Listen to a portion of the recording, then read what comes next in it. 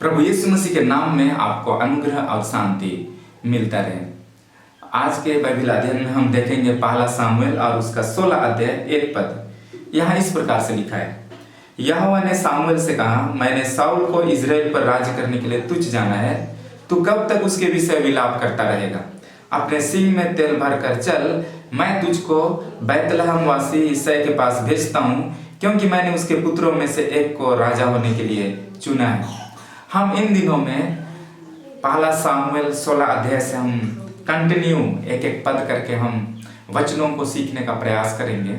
सीखने का मतलब जो भी घटनाएं घटी हैं उन घटनाओं में, उन वचनों में हम खुद को तुलना करके देखेंगे कि ये वचन मेरे जीवन के लिए क्या अर्थ रखता है, हम इस वचन से क्या सीख सकते हैं। और यहाँ पर विशेष करके आज का जो अध्ययन है उसमें दो चीज़ों को हम पाते हैं। पहला चीज़ है, परमेश्वर ने सामुएल से कहा कि शाऊल को मैं इजराइल पर राज करने के लिए तुझ जाना है, तू कब तक उसके विषय में विलाप करता रहेगा। पहला चीज़, तू कब तक शाऊल के विषय में विलाप करता रहेगा। दूसरा चीज़ है, परमेश्वर ने सामुएल से कहा कि उठ बैतलहम को चला जा, वहां यिशै के पुत्रों में से एक को मैं राजा के लिए चुन लिया है। पहला चीज है, सामुएल को चाहिए कि वो अब पुरानी बातों के विषय में विलाप करता ना रहे। और दूसरा चीज है कि वो एक नया कदम परमेश्वर के साथ बढ़ाने के लिए रेडी हो जाए, क्योंकि परमेश्वर पुरानी बातों को भूल चुका है। शाऊल को तुझ जाना है और उसके स्थान पर अब वो दाऊद को राजा होने के लिए नियुक्त किया है। और इसलिए सामुएल को भी वो ये कहता है कि वो भी तैयार हो जाए, कि पुरानी बातों को वो भूल जाए। जब हम इस जीवन के सफर में आगे बढ़ने लगते हैं तो हमारे जीवन में कई बार सामुएल के जैसे ही कई सारी चीज़ों के विषय में हम विलाप करते रहते हैं। एक मनुष्य होने के नाते ये स्वाभाविक है कि सामुएल को विलाप करना चाहिए। सामुएल का मन दुखित हुआ इसलिए क्योंकि कई साल पहले शाऊल को राजा होने के लिए परमेश्वर ने अभिषेक किया सामुएल के द्वारा। परमेश्वर उसके विषय में एक अच्छा सपना को देखा और उसके साथ में सामुएल ने भी परमेश्वर के वचन को उनके पास लाता था, उनके लिए प्रार्थना करता था, उनको इजराइल पर राज करने के लिए मदद करता था। उनके विश्वास योग्य ना होने के बावजूद भी बार बार उनको मौका मिलता था, फिर भी उसने परमेश्वर के दास का अनादर किया, परमेश्वर को अनादर किया, परमेश्वर को महिमा नहीं दिया और अपना नाम को ऊंचा करने के विषय में वो सोचता रहा। और इसीलिए अब वो समय आया जब परमेश्वर शाऊल को छोड़ देना चाहता है।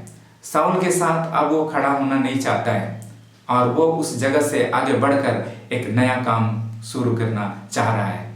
इसी तरह से हम भी अपने जीवन में कई बार हो सकता है हम किसी के साथ में ऐसा जुड़ गए हैं कि हम उनके साथ रह करके हमारी भावनाएं, हमारा सोच विचार उनके साथ में जुड़ा हुआ है और उनको हम मसीह में आगे बढ़ने के लिए मदद कर रहे हैं, लेकिन बार बार उनको वचन सुनाने के बाद भी, बार बार उनको मौका देने के बाद भी वो खुद को परमेश्वर के लिए रेडी नहीं कर पा रहा है।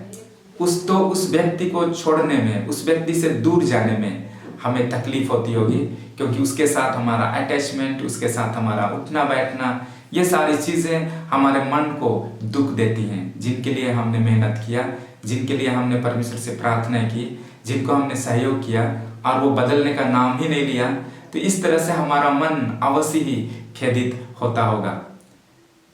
लेकिन जब हम परमेश्वर के पास आते हैं, जिस तरह से परमेश्वर ने सामुएल से कहा कि तू कब तक उसके विषय में विलाप करता रहेगा, एक नया बिगनिंग के लिए, एक नया शुरुआत के लिए तैयार हो जा, ये परमेश्वर ने सामुएल से कहा। इसी तरह से आज मैं नहीं जानता कि आपका क्या स्थिति है। हो सकता है आप भी अपनी जिंदगी में सामुएल के जैसे कुछ चीज़ों के विषय में आप विलाप करते रहे होंगे। किसी ने आपको धोखा दिया, जिस तरह से सामुएल को शाऊल ने धोखा दिया, परमेश्वर को शाऊल ने धोखा दिया, इन सारी चीज़ों के विषय में वो विलाप करता रहा है। इसी तरह से हो सकता है आज आपके जीवन में भी ऐसी परिस्थितियां आई जिनको आप अपने जीवन से भूल नहीं पा रहे हैं, और वही चीज़ आपको बार बार याद आता है और उसके विषय में आप विलाप करते रहे हैं, आंसू बहाते रहे हैं। तो परमेश्वर का वचन आज आपके लिए भी है कि तू कब तक शाऊल के विषय में विलाप करता रहेगा, कब तक उस बुराई के विषय में विलाप करता रहेगा, कब तक उन सारे लोगों के विषय में तू सोचता रहेगा जिन्होंने आपके साथ धोखा किया है।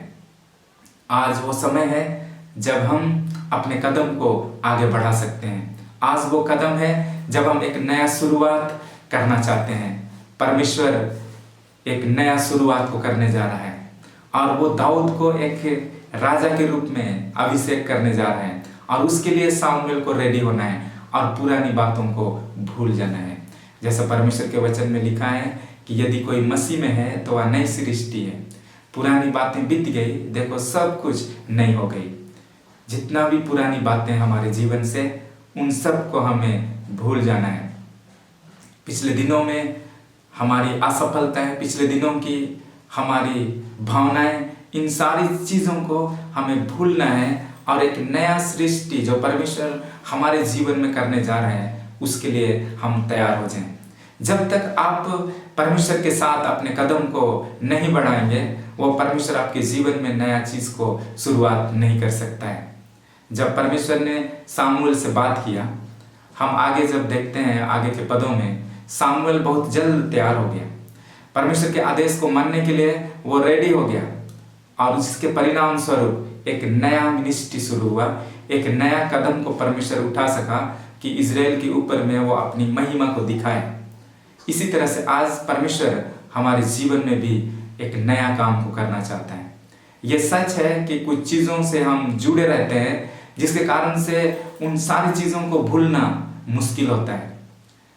कई बार इमोशन के कारण से, अपनी भावनाओं में आने के कारण से हम कुछ चीज़ों को अपने अंदर से दूर नहीं कर पाते हैं, और उसके परिणाम स्वरूप हमारे जीवन में सफलताएं नहीं आती हैं। उसके परिणाम स्वरूप परमेश्वर हमारे जीवन में काम नहीं कर पाता है। हमें चाहिए कि कुछ चीज़ों को हम अपने जीवन से हम अलग करें। जब पौलुस अपनी मिनिस्ट्री में था तो उनके साथ काम करने वालों में कुछ लोग जैसे देमस, सिकंदर ठटेरे, इन्होंने बुरी शिक्षाओं को, गलत शिक्षाओं को कलीसिया के अंदर फैलाना शुरू किया, और जिसके कारण से परमेश्वर का दास पौलुस उनको छोड़ दिया। अगर वो इमोशनली रूप से, भावनात्मक रूप से अगर उनके साथ अटैच होता रहता तो फिर कलीसिया में वो सफलता, कलीसिया पे बढ़ोतरी नहीं आ पाती, वो सत्य में स्थिर नहीं रह सकता। इसलिए हमें वो डिसीजन लेना चाहिए कि हम पुरानी बातों को हम भूल जाएं, चाहे कुछ भी हो गया, उन बातों को भूल करके एक नया शुरुआत अपने जीवन में हम करने के लिए तैयार हो जाएं। जब हम आदम, जो पहला मनुष्य था, उसके विषय में हम अध्ययन करते हैं तो हवा को शैतान ने बहकाया और वो पाप में गिर गए। लेकिन बाइबल में लिखा है कि आदम वो बहकाया नहीं गया, लेकिन वो जानबूझकर परीक्षा में गिरा, जानबूझ करके वो पाप किया। क्यों वो जानबूझ करके पाप किया? क्यों वो जानबूझ करके वो फल को खाया, जबकि वो जानता था कि मैं इसको खाऊंगा तो मैं पाप में गिर जाऊंगा? वो जानबूझ करके पाप में क्यों गिरा? इसलिए क्योंकि वो अपनी पत्नी हवा के साथ अटैच था, उनके साथ भावनात्मक रूप से जुड़ा हुआ था, और उनसे वो दूर जाना नहीं चाहता था, उनको वो खोना नहीं चाहता था। अगर परमेश्वर के वचन में वो बना रहेगा तो उसके हाथ से उसकी वाइफ हवा चली जाएगी, और इसलिए वो जानबूझ करके हवा के साथ रहने के लिए वो पाप में गिर गया। कई बार हमारे जीवन में भी भावनाओं में आकर के हम परमेश्वर के वचन को छोड़ देते होंगे।